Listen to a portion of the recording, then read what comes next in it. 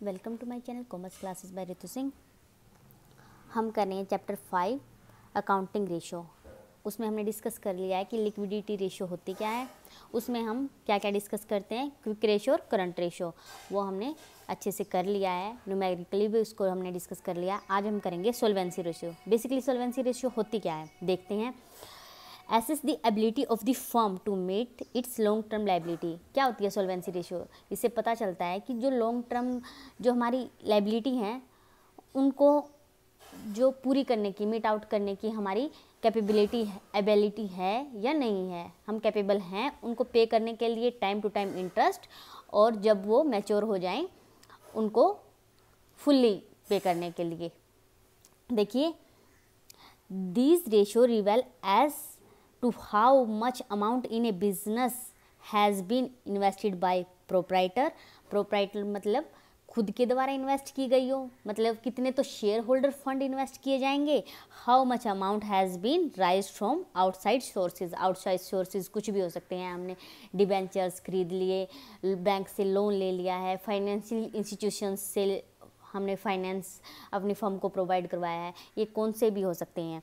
It disclose the firm's ability to meet the interest cost, interest की cost and long term indebtedness of maturity. जब उन mature हो जाएं उनको fully पे करना जो उनकी वैल्यू बनती है, और इंटरेस्ट पे करने की एबिलिटी है या नहीं है। सॉल्वेंसी रेशियो कौन कौन सी होती हैं? Solvency ratio, debt equity ratio, total assets to debt equity ratio, propensity ratio and interest coverage ratio. आज हम डिस्कस करेंगे डेट इक्विटी रेशियो। क्या होती है डेट इक्विटी रेशियो? ये रिलेशन होता है between long term debt and share holder fund. कितने शेयर होल्डर फंड इन्वेस्ट किए जाएं, कितनी लॉन्ग टर्म डेट इन्वेस्ट की जाए, इसका देखते होते हैं हम डेट इक्विटी रेशियो में हमारे लिए क्या ज़्यादा बेनिफिशियल है, और हमें किस जो हमारी कैपिटल कहाँ से राइज करनी चाहिए, हमें बाहर से लॉन्ग टर्म लोन कहाँ से लेने चाहिए, या हमें शेयर से ही हमारी जो कैपिटल है उसको राइज करना है, ये हम देखते हैं। It indicate the proportion of fund which are acquired by long term borrowing in comparison to share holder fund. Share holder fund को क्या बेनिफिट होता है? एक तो हमें इंटरेस्ट देना पड़ता है, लेकिन वो हमारी मैनेजमेंट में हिस्सा नहीं ले सकते होते। जो फर्म के एक्स्ट्रा प्रॉफिट होते हैं उनको फर्म ही इंजॉय करेगी, क्योंकि शेयर होल्डर जो फंड है उसमें इन्वेस्टमेंट ना करके हम क्या कर रहे हैं, बाहर से बोरोइंग कर रहे हैं। उनको टाइमली इंटरेस्ट देना है, और एक डेट आएगी, मैच्योरिटी डेट आएगी, तब उनको पे ऑफ कर देना है। लेकिन जो फर्म इंजॉय कर रही है एक्स्ट्रा प्रॉफिट, वो फर्म के पास ही रह जाते हैं। तो ये देखते हैं ये क्यों होता है भाई। हमारी जो बाहर से हम डिबेंचर में इन्वेस्ट कर रहे हैं तो इंटरेस्ट रेट कम है, हमें आसानी से मिल रहा है जो बाहर से फाइनेंस, तो बहुत सारे सर्कमस्टांसेस है जिसमें हम ये डिसीजन लेते होते हैं। It assess the soundness of long term financial policies of the firm. जो लॉन्ग टर्म पॉलिसी बनाने के लिए भाई डिसीजन तो लेते होते हैं कि कहाँ इन्वेस्ट करना है, जो हमें लॉन्ग टर्म जो रिक्वायरमेंट है हमें फंड की आगे जाकर, उनको हमें कहाँ से मीट आउट करना है। हमें या तो शेयर होल्डर फंड को राइज करना पड़ेगा, या हमें बाहर से किसी बाहर थर्ड पार्टी से, फाइनेंशियल इंस्टीट्यूशन से, डिवेंचर होल्डर से क्या लेना पड़ेगा, बोरोइंग करनी पड़ेगी या लोन लेने पड़ेंगे। तो वो हम एक डिसीजन लेते हैं डेट इक्विटी रेशियो के बेस पर। क्या होती है डेट इक्विटी रेशियो? इसका फॉर्मूला है, डेट को डिवाइड कर देते हैं इक्विटी से, और आप ऐसे भी लिख सकते हैं लॉन्ग टर्म डेट और शेयर होल्डर फंड और नेटवर्थ। नेटवर्थ क्या होती है? जो ओवरऑल एक प्रॉफिट हुआ है, net worth. Okay, share holder fund, जितने शेयर होल्डर फंड हैं। ओके, अब आप देखेंगे कि लॉन्ग टर्म डेट में क्या क्या शामिल करेंगे। लॉन्ग टर्म डेट में हम क्या करेंगे, जो लॉन्ग टर्म हमने डिबेंचर्स या बोरोइंग की हुई है बाहर से, या लॉन्ग टर्म प्रोविजंस बनाए हुए हैं, क्या हो गया उनका जो लॉन्ग टर्म किससे कंसीडर करेंगे? जो मोर देन 12 मंथ या 1 ईयर से ज़्यादा के जितने भी हमारे लोन हैं, बोरोइंग्स हैं, प्रोविजंस हैं, उनको हम लॉन्ग टर्म डेट में इंक्लूड करेंगे। अब एग्जाम्पल लेते हैं, क्या क्या होते हैं। Debentures, mortgage loan, bank loan, loan from financial institution, public deposit. Okay, ये हमारे लॉन्ग टर्म डेट के एग्जाम्पल्स हैं।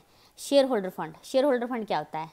एक तो शेयर कैपिटल होती है और रिजर्व एंड सरप्लस, क्योंकि जो शेयर कैपिटल है ना, और वो हम शेयर होल्डर से इन्वेस्ट करवाते होते हैं। इन्वेस्ट करवाने के बाद फर्म में जैसे भी प्रॉफिट होते हैं, प्रॉफिट में जो प्रॉफिट बांट कर रिजर्व में रख लिए जाते हैं, वो भी तो शेयर होल्डर का ही क्या होता है, उस पर राइट होता है। तो इसलिए ये शेयर होल्डर फंड में आती होती हैं, जो सरप्लसेस होते हैं और रिजर्व होते हैं। इसमें किस किस को हम कंसीडर करते हैं? Capital reserves, security premium, journal reserve, balance in statement of profit and loss. Okay, अब ऑब्जेक्टिव क्या है? क्या है ऑब्जेक्टिव? हम लॉन्ग टर्म जो हमारी साउंडनेस है फर्म की, वो देखते होते हैं। आइडल रेशियो क्या होती है? ये डेट इक्विटी रेशियो 2:1 होती है ideally. Okay, more than that अगर 2:1 से ज़्यादा हो जाए तो क्या होता है? रिस्की हो जाते हैं।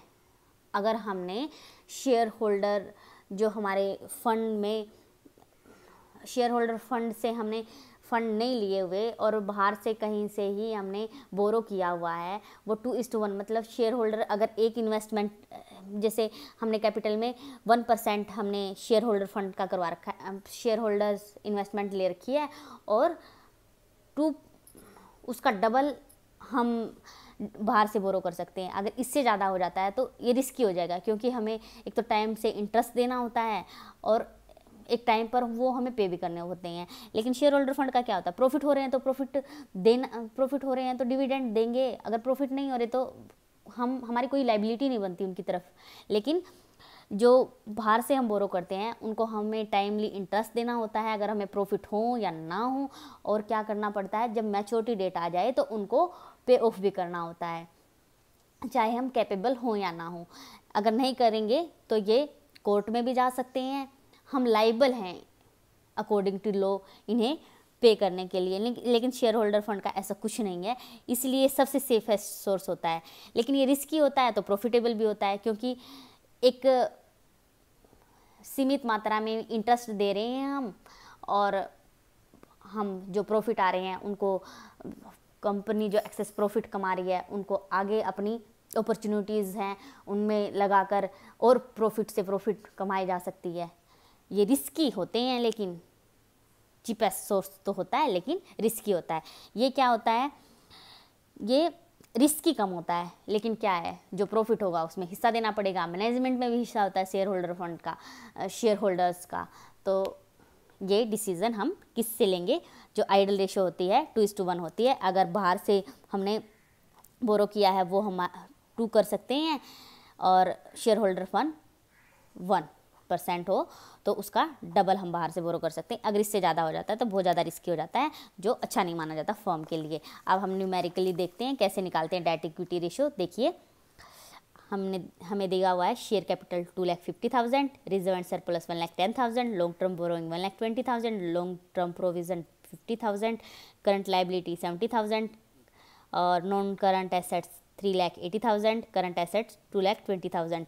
अब ये देखिए, करंट लाइबिलिटी और नॉन करंट एसेट्स और करंट एसेट्स, इसका कुछ करना ही नहीं है हमें तो सीधा क्या निकालना है?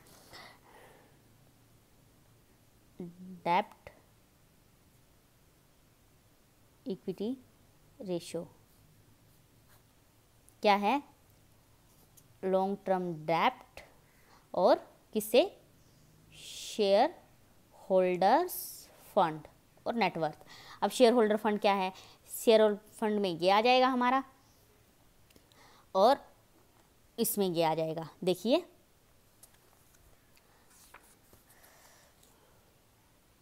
लॉन्ग टर्म डेट निकालने हैं हमें, कितना आ गया? क्या क्या दे रखा है? लॉन्ग टर्म बोरोइंग और लॉन्ग टर्म प्रोविजंस। प्रॉपरली लिखना है हमें, लिखने के ही मार्क्स मिलेंगे आपको एग्जाम में। Borrowing plus long term provisions कितना है 1,20,000 प्लस 50,000, ये कितना हो गया 1,70,000 रुपीज़ आपकी होगी लॉन्ग टर्म डेट। अब क्या निकालना है share holder fund, share holder funds कितना है, क्या क्या लेते हैं शेयर होल्डर फंड में, एक तो लिखते हैं शेयर कैपिटल और प्लस में क्या लेते हैं रिजर्व एंड सरप्लस, कितना दिया हुआ है, ये तो देखो इजी वे से इसमें दिया हुआ है सीधा सीधा जैसा हमने किया था, लेकिन मैंने आपको बता दिया है जैसे डिवेंचर्स दे रखे होंगे, मॉर्गेज लोन दे रखा होगा, बैंक दे रखा होगा, ये हेड्स दे रखे होंगे, तो आपको पता होना चाहिए कि लॉन्ग टर्म डेट में आते हैं। और जो शेयर होल्डर फंड में क्या है शेयर कैपिटल आएगी सीधी की सीधी, और रिजर्व एंड सरप्लस में क्या आएगा capital reserve, security premium reserve, journal reserve, balance in statement of profit and loss account. ये 4 यहाँ ही आपको लर्न करने हैं और ये 4-5 इधर आपको लर्न करने हैं। अगर आप इन्हें अच्छे से लर्न करने हैं तो डेट इक्विटी रेशियो आपके लिए कोई मुश्किल नहीं है, या तो सीधा दिया होगा जैसे मैंने आपको करवा दिया, या हेड दे के करवा देंगे आपको। तो ये कितना आ गया इसका टोटल कीजिए 3,60,000, तो पुट कर दीजिए फॉर्मूले में, कितना है लॉन्ग टर्म डेट कितनी है 1,70,000 और जो हमारी ये कितनी आ गई 3,60,000,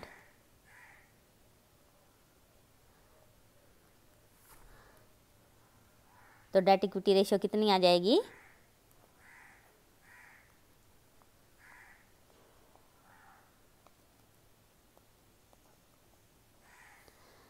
तो अगर 1 इसका इन्वेस्ट है तो 0.47 हमने बाहर से इन्वेस्टमेंट ले रखी है, ये बहुत ज़्यादा कम है। हम क्या इससे जो कंक्लूजन निकलता है कि हमें जो अब अगर हमें फाइनेंस की आवश्यकता है तो हम बाहर से बोरो कर सकते हैं। कितना परसेंट 2 में से देख लेते हैं कितना रहता है ये,